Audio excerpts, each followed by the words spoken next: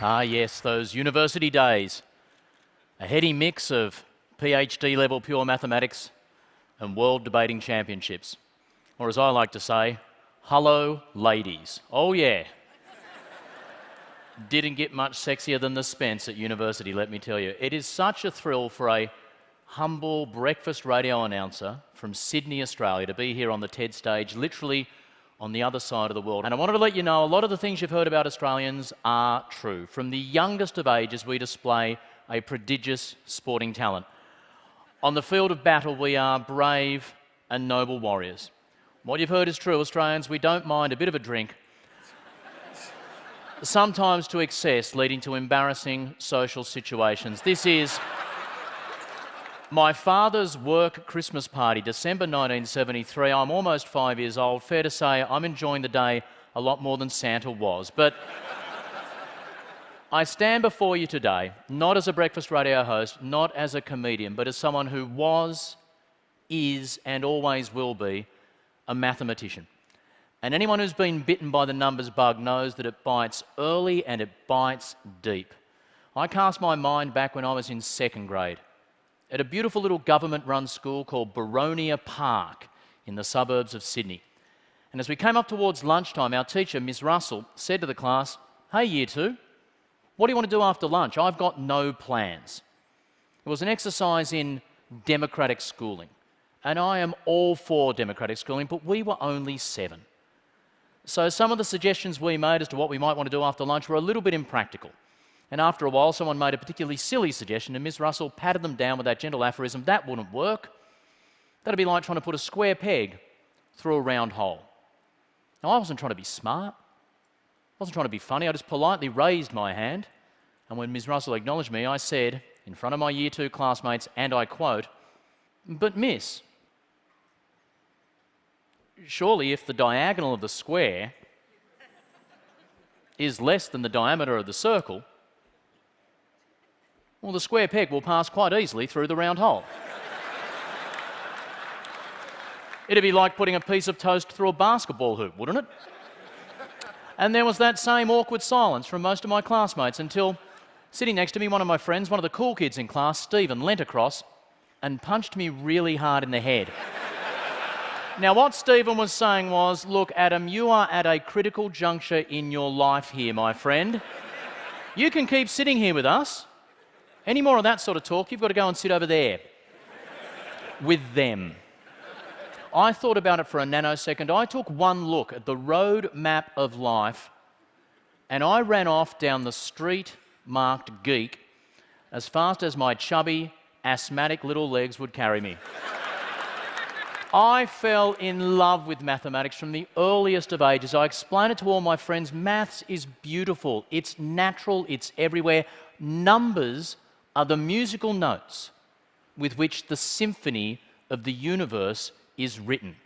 The great Descartes said something quite similar. The universe is written in the mathematical language. And today, I want to show you one of those musical notes.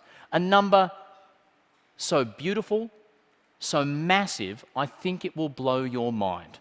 Today we're going to talk about prime numbers. Most of you, I'm sure, remember that 6 is not prime because it's 2 times 3. 7 is prime because it's 1 times 7, but we can't break it down into any smaller chunks, or as we call them, factors. Now, a few things you might like to know about prime numbers. 1 is not prime.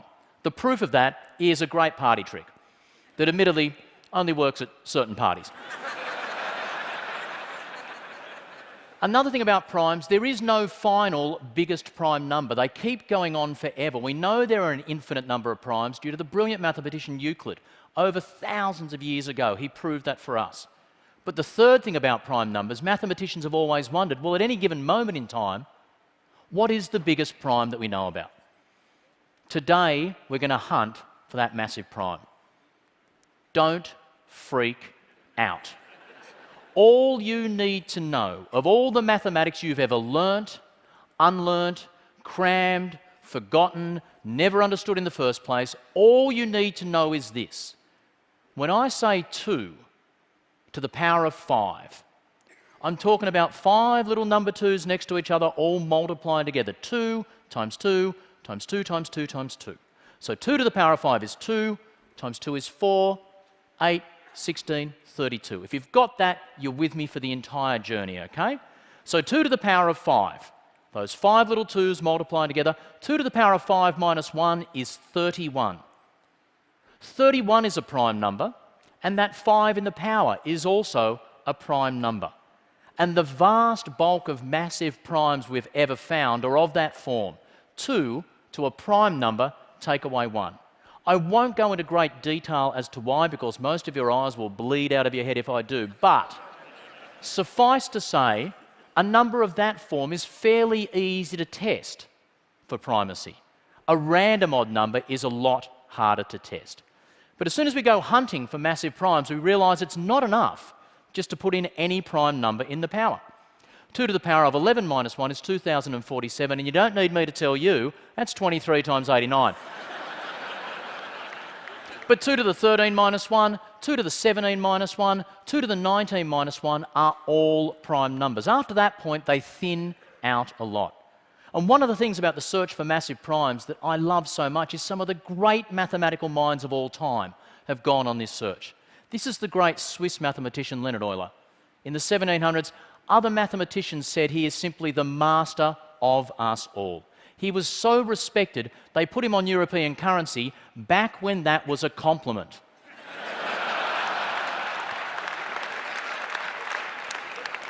Euler discovered at the time the world's biggest prime, 2 to the 31 minus 1. It's over 2 billion. He proved it was prime with nothing more than a quill, ink, paper, and his mind. You think that's big? We know that 2 to the power of 127 minus 1 is a prime number.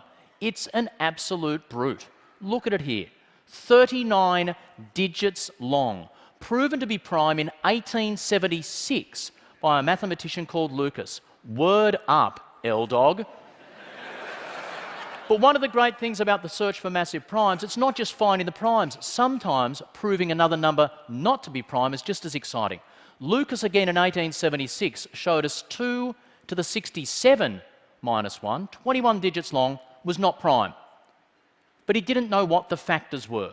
We knew it was like 6, but we didn't know what are the 2 times 3 that multiply together to give us that massive number. We didn't know for almost 40 years until Frank Nelson Cole came along.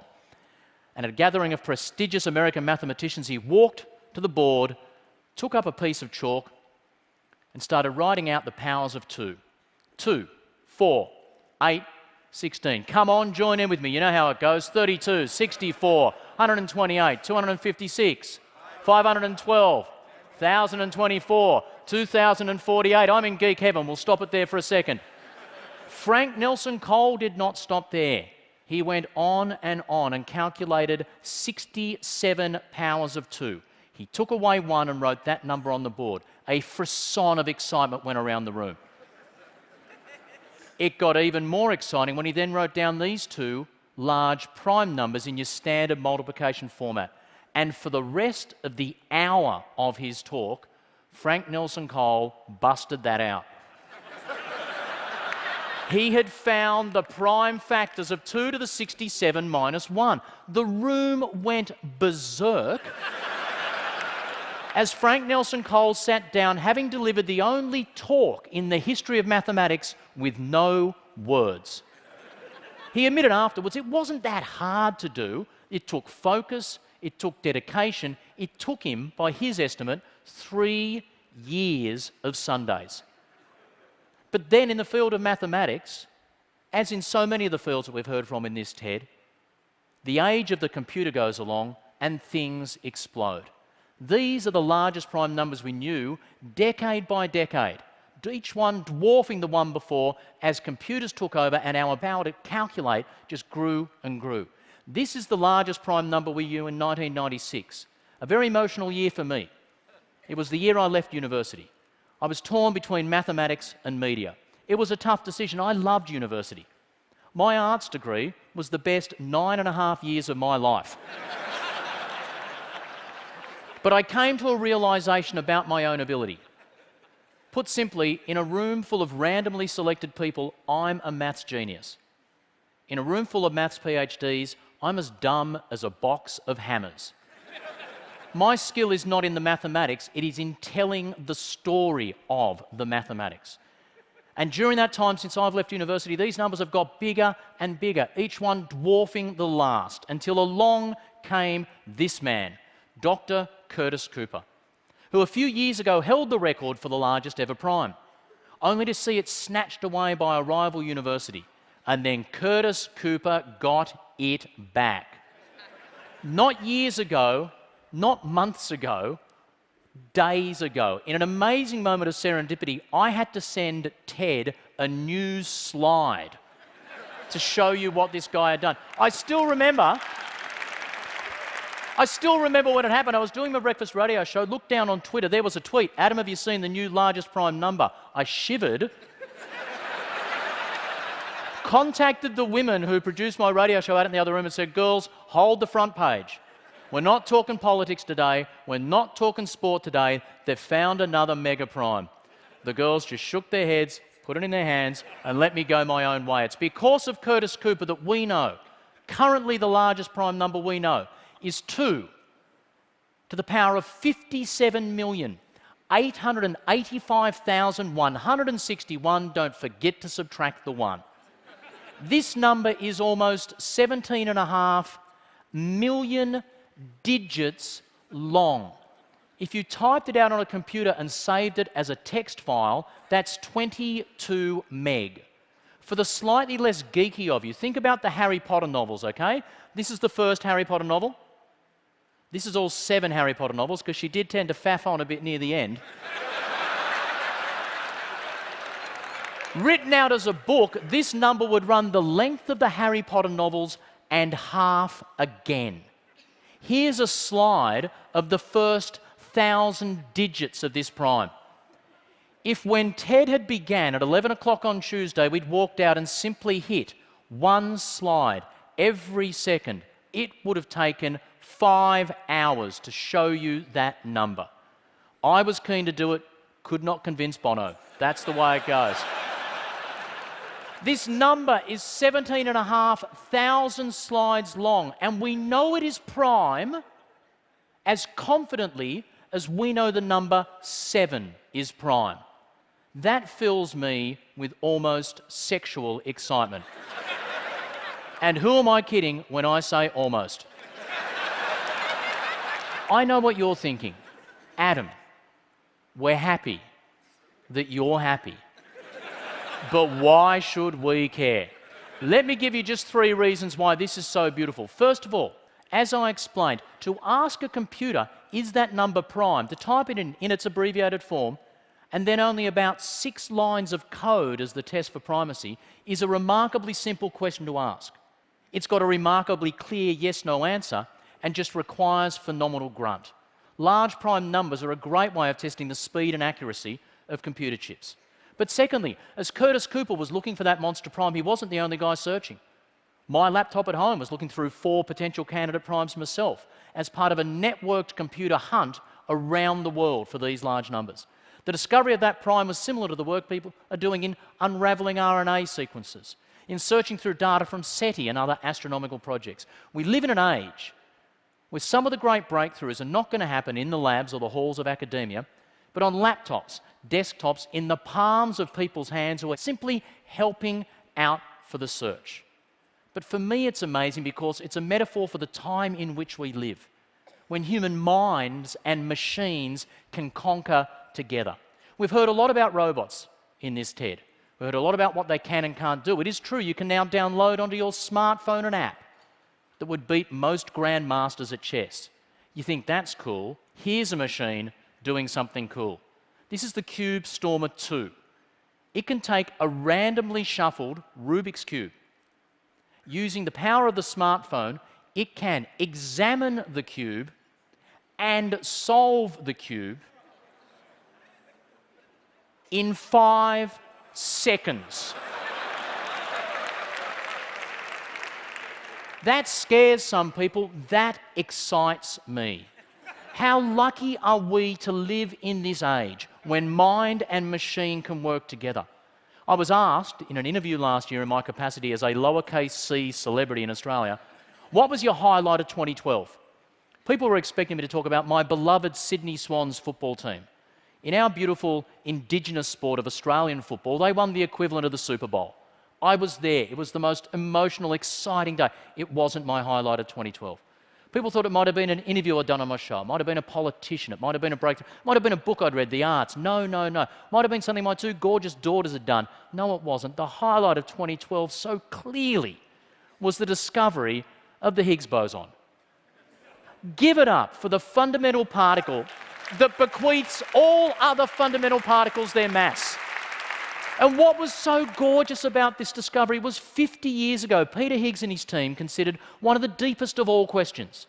How is it that the things that make us up have no mass? I've clearly got mass. Where does it come from? And he postulated a suggestion that there's this infinite, incredibly small field stretching throughout the universe, and as other particles go through those particles and interact, that's where they get their mass. The rest of the scientific community said, great idea, Higgsy. We've got no idea if we could ever prove it. It's beyond our reach.